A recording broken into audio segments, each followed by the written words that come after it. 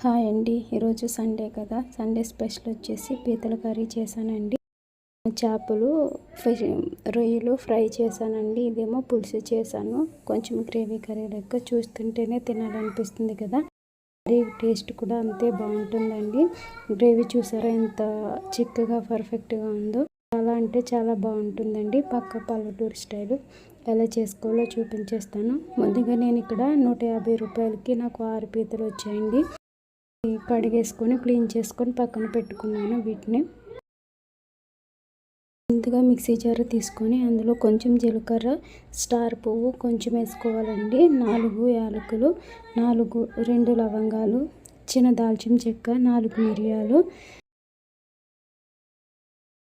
మూత పెట్టుకొని మిక్సీకి మూత పెట్టుకొని కేవలం బరకగానే మిక్సీ పట్టుకోవాలండి. తర్వాత ఇంచు అల్లం, ఒక చిన్న ఎల్లుల్లిగడ్డ వేసుకొని బరకగా మిక్సీ పట్టుకోవాలండి. స్మూత్గా పట్టామంటే అనేది ఎక్కువైపోతుంది. తర్వాత కట్ చేసుకున్న 4 పెద్ద ఉల్లిపాయలు, 2 టమాటా మీడియం సైజ్ వేసుకొని మిక్సీ పట్టుకొని పక్కన పెట్టుకోవాలండి.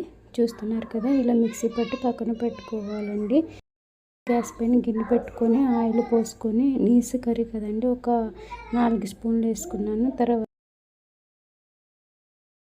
చిటికెడు ఆవాలు వేసుకొని చిటిపట్లాడిన తర్వాత మనం గ్రైండ్ చేసి పెట్టుకున్న వేసుకొని బాగా నిదానంగా మీడియం ఫ్లేమ్లో వేయించుకోవాలండి. ఆయిల్ సెపరేట్ అయ్యేంత వరకు.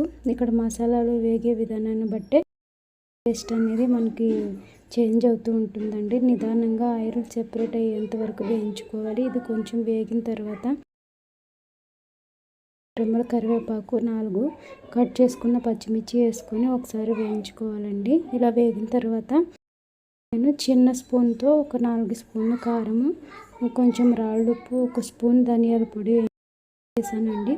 ఇవి వేసి మసాలాలు మాడిపోకుండా నిదానంగా కలుపుకోవాలి. మాడిపోకుండా మీడియం ఫ్లేమ్లో కలుపుకొని అవసరమైతే కొన్ని వాటర్ వేసుకొని మసాలాలని నిదానంగా వీడియోలో చూపించిన విధంగా ఆయిల్ సెపరేట్ అయ్యేంత వరకు వేయించుకోవాలండి. అయిన తర్వాత మనం కడిగి పెట్టుకున్న శుభ్రం చేసుకున్న పీతల్ని వేసుకోవాలండి. నాకు ఒక 6 పీతల వరకు వచ్చేయండి. 150 రూపాయలు. వీటికి డెక్కలు ఉంటాయి కదా, అవి కూడా వేసుకొని ఒకసారి శుభ్రంగా కడిగేసుకోవాలండి.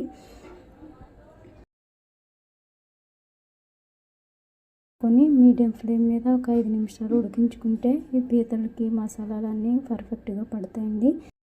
ఈలోపు మనము ఒక చిన్న నిమ్మకాయ సైజ్ అంతా చింతపండు వేసుకొని గిన్నెలో నానబెట్టుకొని పక్కన పెట్టుకోవాలండి. ఈ విధంగా కొంచెం అయితే సరిపోతుందండి, ఎక్కువ వేసుకోకూడదు. పీతల్లో వేసినంత పీతల్లో వేయకూడదండి, టేస్ట్ మారిపోతుంది.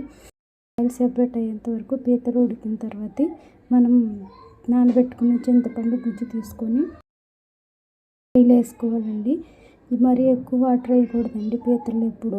పీతలు గుల్లగా అయిపోయి మళ్ళీ వాటిలో ఉన్న కండ అనేది ఎక్కువ ఉడికించడం వల్ల పోతుందండి. అందుకోసమని ఎక్కువ వాటర్ వేయకూడదండి. 1 గ్లాస్ వాటర్ వేస్తే సరిపోతుంది.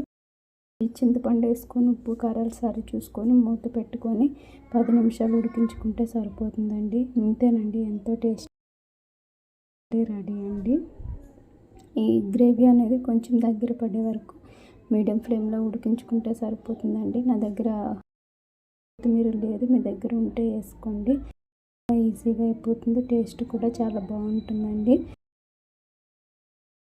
ఇంట్లోకి ఎవరైనా వస్తే కూడా ఒక్కసారి ఇలా చేసి పెట్టండి, అందరికీ నచ్చుతుంది.